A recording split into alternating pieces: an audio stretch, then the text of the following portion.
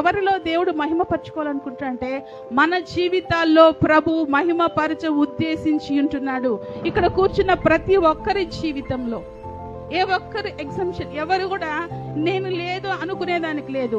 ఇక్కడ కూర్చున్నటువంటి వారు మాత్రమే కాదు, యేసయ్య రక్తము చేత వెలబెట్టి కొనబడిన ప్రతి ఒక్క బిడ్డ కూడా వారి జీవితాల్లో ప్రభు మహిమపరచ ఉద్దేశించి మాత్రమే ఆయన ఎన్నుకొన్నాడు, ఆయన పిలుచుకున్నాడు, ఆయన ప్రత్యేకపరుచుకున్నాడు, ఆయన అభిషేకించాడు.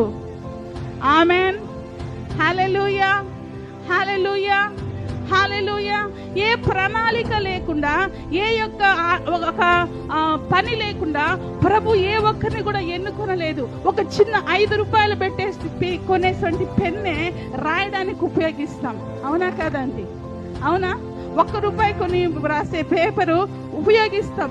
ఒక పర్పస్ లేకుండా ఈ లోకంలోనే ఏ ఒక్క వస్తువు లేనప్పుడు మరి మనల్ని దేవుడు పర్పస్ లేకుండా, ప్లాన్ లేకుండా, ప్రణాళిక లేకుండా, పని లేకుండా చేసుకుంటాడు అని ఎందుకు అనుకుంటాం మనం? చాలా సందర్భాల్లో మనం వెళ్తున్న పరిస్థితి, I'm waste, I'm unworthy, I cannot do, నేను ఇది చేయలేను, నేను దీనికి పనికిరాను, నేను వేస్ట్ అనేటువంటి తలంపులు బయటికి చెప్పకపోయినా మన హృదయంలో మనల్ని బాధిస్తూ ఉంటాయి. నో మై డియర్ సిస్టర్, ఈ హృదయకాల సమయంలో ప్రభు మనతో మాట్లాడుతున్నాడు. ప్రణాళిక లేకుండా ప్రభు ఎవరిని చేయలేదు. ఆమెన్. హల్లెలూయా. పిలుపు లేకుండా దేవుడు ఎవరిని పిలుచుకోలేదు. ఆమెన్. పని లేకుండా ప్రభు ఎవరిని ఎన్నుకోలేదు. హల్లెలూయా, హల్లెలూయా, హల్లెలూయా.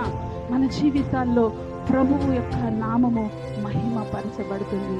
అందుకొరకు ప్రభు ఈరోజు అనేకుల్ని వాడి గల ఖడ్గముగా చేస్తూ ఉంటున్నాడు. ఆమెన్. ఒకవేళ ఈరోజు మీరు వెళ్తున్న పరిస్థితులు ఏవైనప్పటికీ కూడా అవి దేవుని మహిమ కొరకని మీరు గుర్తించాలని ప్రభు మాట్లాడుతూ ఉంటున్నాడు.